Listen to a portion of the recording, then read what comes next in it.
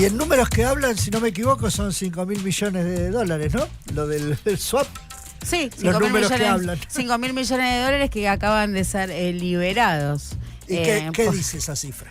A ver, primero hay que decir que uno se pregunta, bueno, ¿cómo China decide, ¿no?, otorgarle, concederle al gobierno argentino esta ampliación, esta prórroga, esta extensión? Vamos a decir que Argentina debía pagar de acá al 15 de julio en 2 cuotas 5.000 palos verdes, 1.900 y 2.900 para ser más precisos.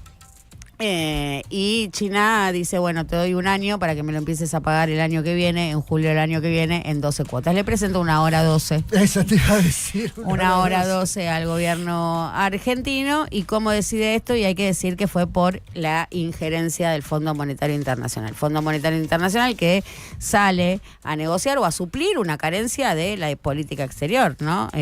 Local, para darle al gobierno argentino esta holgura, más que esta holgura, digo, para evitar el cross default, ¿no? Porque era ineludible, digo, si no había prórroga y Argentina no pagaba, se iba al default, no había chance de... Y Argentina le iba a costar pagar. De omitirlo, porque era la intención. En un momento la intención era dilatarlo, digo, seguir no ejerciendo la autoridad sobre el gobierno libertario por parte del gigante asiático, pero como no había chance y al Fondo Monetario Internacional un default de la Argentina se lo lleva puesto, salta el Fondo Monetario Internacional a negociar directamente con la diplomacia china esta prórroga. Además, usted nos contó que China forma parte del Fondo Monetario Internacional. Sí, por supuesto, tiene su director y cada vez mayor peso. Digo, para nosotros es difícil de mesurar, pero el poder de Estados Unidos viene en franca disolución y el de China en franco ascenso. Y esto es un dato. No es tan loco que el es Fondo un dato. Monetario. No, por supuesto. Y además hay que pensar que si nos remitimos o pensamos que la decisión total y absoluta es de Estados Unidos, lo cierto es que la Casa Blanca viene negociando por Argentina ante el fondo desde que asumió el gobierno sin conseguir el apoyo del resto de los directores que también juegan su papel, y Estados Unidos está obligado a llevar en el escenario geopolítico una posición mucho más negociadora que hostil, porque luego de la presidencia de Donald Trump, que le dio cero bola a los foros internacionales, y eso tiene un costo político posterior. Quedás desdibujado, digo, no venís laburando en este foro hace 4 años y ahora venís a impartir órdenes. Bueno, Alemania, Holanda, Japón le dicen para papi. Tu director cuando estuvo acá, digo, hay que recuperar o recomponer las construcciones políticas, y una vez más, ¿no? Un Estados Unidos que viene en deterioro respecto a su poder. Así Stop todo. Daddy, le dijeron. Stop Daddy. Stop Daddy. Lo cierto es que igual, ¿no? Porque uno dice, bueno, está en disolución su poder como el hegemón mundial, así todo ostenta un poder que digo, sigue siendo el number one, el mayor poderío militar. Bueno, cuando se midan fuerzas lo veremos, pero sigue autopercibiéndose como el de mayor poderío militar, y sobre todo, una vez más allá de que no le haya dado bola durante la presidencia de Trump y que Biden haya tenido que recomponer la participación de Estados Unidos o la presencia de Estados Unidos en los foros internacionales, Estados Unidos sigue teniendo, por supuesto, la decisión final en todos estos ámbitos. Pero bueno, la situación de Argentina es muy compleja. Si Argentina entra en cross default, se lleva puesto el fondo, se lleva puesto la arquitectura financiera internacional, digo. Es una situación para la cual el mundo no está preparado ni tiene ganas de atravesar en este contexto. Entonces el fondo dice, bueno, déjame ocupo. En este marco yo no te puedo dar guita, pero te voy a descomprimir estos 5.000 palos. Esto es lo que le dice el fondo. Dice, en este marco no te puedo dar guita. Entonces Argentina dice, ¿y por qué no me puedes dar guita? Si la necesito, tengo que levantar el cepo, tengo que hacer esto, necesito el colchón de dólares. Y no te voy a dar guita porque mi manual, que es el manual del fondo, que es inalterable, que usa en todos los casos y en todos los casos y en todos los países, tiene como premisa condicionante básica que la macroeconomía tiene que tener una convergencia de sus 3 pilares fundamentales. ¿Cuáles son los 3 pilares, las 3 variables que explican la macroeconomía? Tasa de interés, tipo de cambio e inflación. Entonces vos tenés que tener un ritmo de suba de precios que vaya en equilibrio o que juegue, dance con la tasa de interés y con el precio del dólar. Vos que tenías en Argentina, bueno, tuviste, por ejemplo, una inflación que se te disparó al 25, que después fue del 8, con una tasa de interés que durante todo el gobierno de Alberto Fernández fue recontrapositiva, Sí. digo, por encima Y ahora la bajan. de la inflación, digo, eso después fue con una brutal recorte de tasas para ubicarla en terreno negativo, justamente para licuar los pasivos, pero más allá de esto, tenías una tasa que excedía por mucho la inflación y un dólar que se movió con bruscas devaluaciones, o sea, no tenés convergencia, digo, no van las tres líneas juntitas, digo, agarrá el periodo o el corte histórico que quieras y vos no tenés convergencia de las variables macroeconómicas. Y eso al fondo no. Digo, son decisiones de política económica y eso al fondo no le gusta. Pero menos le gusta al fondo, menos que todo le gusta al fondo, fue la política de tasas negativas de Toto Caputo, porque para el fondo las tasas tienen que ser positivas, Claro, para alentar, sobre todo cuando vos tenés monedas débiles, porque una tasa positiva alienta el ahorro en pesos, ¿no? Esto Sí. es un dato, digo, te Sí. lleva a querer hacer depósitos a plazo fijo. Eso como parte positiva de unas tasas altas. Pero a su vez, las tasas altas son contractivas porque desalientan el crédito. Claro. Y es en una economía media o emergente como la Argentina, necesita crédito para financiarse. Con lo cual todo tiene, las decisiones macroeconómicas no son buenas ni malas, sino que benefician o afectan a diferentes sectores, minorías, grupos privilegiados. Para eso, así en esa clave hay que leerlas.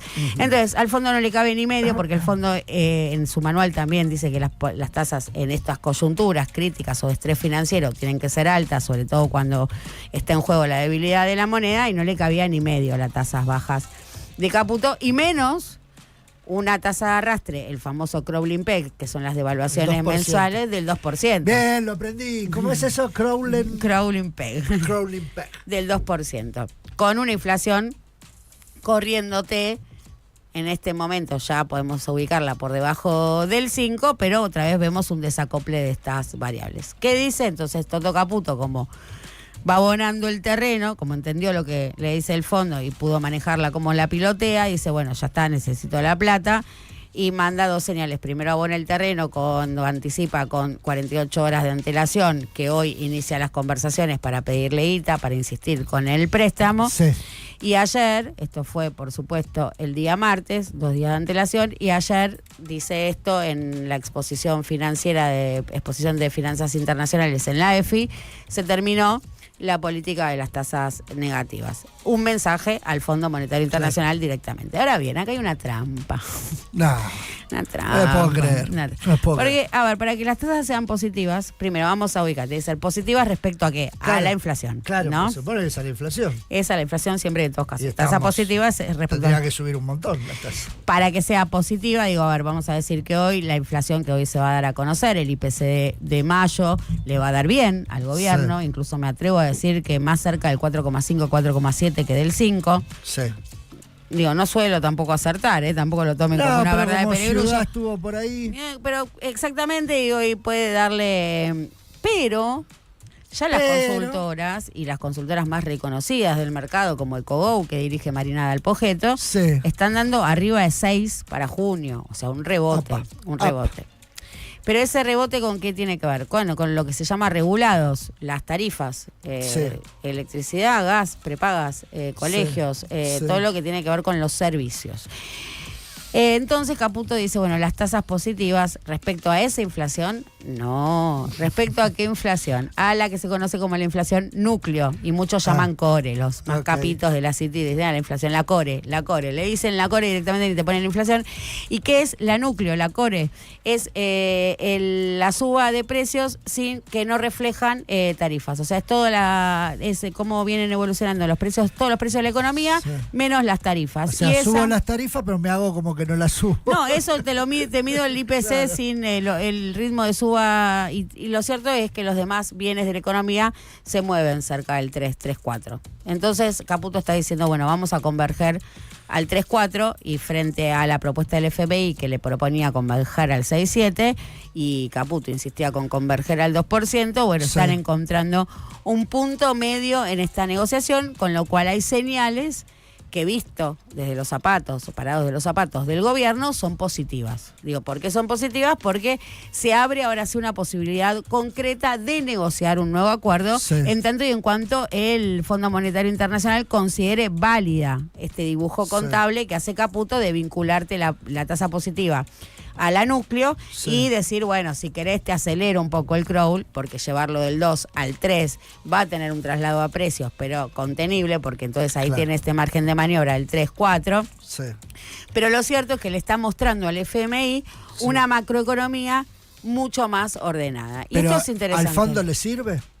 O sea, porque el fondo quiere otro aumento de tasas. Esto que propone el gobierno, ¿al fondo le sirve para su No, al fondo le tiene sus que cerrar políticas, que, digamos? que Claro. lo que le cuente a Argentina le calce con el manual. Digo, es burocracia, Sí. es tecnoburocracia. Sí. Entonces mi manual dice que las variables tienen que converger. Vení y mostrame cómo las variables, cuando tengas las variables convergiendo, charlamos. Esto le dijo a Caputo cuando Caputo en 2 o 3 oportunidades previamente le fue a pedir el rescate. Digo, cuando te converjan las variables, se las voy a hacer converger al 2, no las vas a hacer converger al 2, las vas a tener que hacer converger al 6, y en esa discusión estaban. Claro. Ahora Caputo le muestra una convergencia en torno al 3-4, Ah, ok. Sube 2 puntos. una macroeconomía ordenada, negocia entre ese 6 y Sí. este 2 que proponía Caputo, muestra que puede haber una convergencia en torno al 3-4. Sí. Y en esto que son Excels, porque una vez más estamos demostrando esto, ¿no? Que sea, Claro. mostrame cómo te cierra, va Caputo y le muestra. Y hoy estamos en condiciones de afirmar que con estos papeles que va a llevar o iniciar hoy o abrir hoy Caputo una nueva negociación con el fondo, y esto es un dato también para que empecemos a pensar qué decimos cuando decimos, es que esto es la macroeconomía ordenada. Hoy Argentina tiene una macroeconomía ordenada o puede mostrar una macroeconomía ordenada ante los ojos del Fondo Monetario Internacional Sí. y puede mostrar gobernabilidad porque el título periodístico es que se aprobó la ley bases y el paquete fiscal en el Senado. Ahora bien, En el mercado o en el fondo, no importa Como- si fue a como- los tiros, si fue. a si dejó eso vamos, girones, a eso si- vamos. Ahora bien, ¿cómo se complejiza el debate? Bueno, tasa positiva respecto a que vas a subir las tasas, vas a alentar efectivamente, si la suba de tasas es para alentar el ahorro en moneda propia. Yo, laburante, que pago tarifas, ¿voy a dejar mi depósito a plazo fijo para que me reconozcan un 3% mensual cuando mi inflación esté incluso encima del 6%? No. ¿Eso alienta el ahorro? No. Una aprobación de una ley bases con ese resultado tan ajustado que Sí. tuvo que desempatar la presidenta provisional del Senado. ¿Da Sí. cuenta de la gobernabilidad? Un paquete fiscal que fue vaciado en su contenido. Y ahí fundamental, digo, más allá, creo que se me escuchó al aire cuando la Cámara Alta rechazó las modificaciones sobre ganancias y dije, Sí. me acabo de ganar un sueldo. Sí, lo escuchamos todos. Lo escuchamos todos. En términos personales, en términos políticos, decir que esto va a generar o va a reavivar la tensión con los gobernadores, porque era a Sí. partir justamente de esta recomposición de ganancias que se iban a hacer de aumentar la masa coparticipable y hacer de recursos para las provincias. Déjame abrir un breve paréntesis Sí, claro. para contar que acaba de terminar la sesión. O sea, se aprobó en general las 2 leyes, ya terminó la sesión y salvo unas pequeñas particularidades como las que contaba Luciana, el resto se aprobó y esto no. No, pero particularidades no, porque el paquete fiscal fue vaciado completamente de su contenido, ¿sí? No se aceptaron las modificaciones sobre bienes personales, no se aceptó ganancias, Sí. se rechazó régimen simplificado para monotributistas. Sí. Digo, ahí tenés un paquete fiscal que fue vaciado, efectivamente Es vaciado. raro porque en general se aprobó. Pero que algo parecido sucede con la ley bases. Digo, habría que hacer un estudio acabado y exhaustivo de Sí. el primer texto Sí. y de lo que quedó. Sí.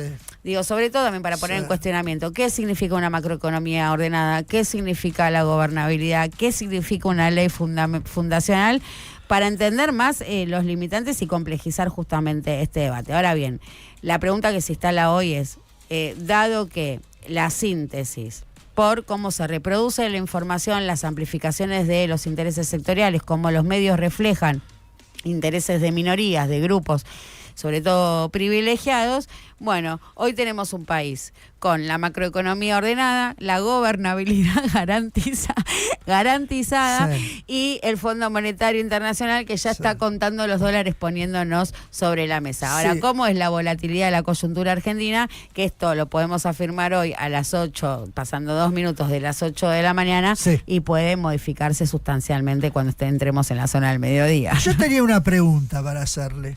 Cuando Caputo habla de hablar con el fondo, conseguir más plata. ¿Estamos hablando de los 800 millones? ¿Eso o estamos hablando de plata de verdad?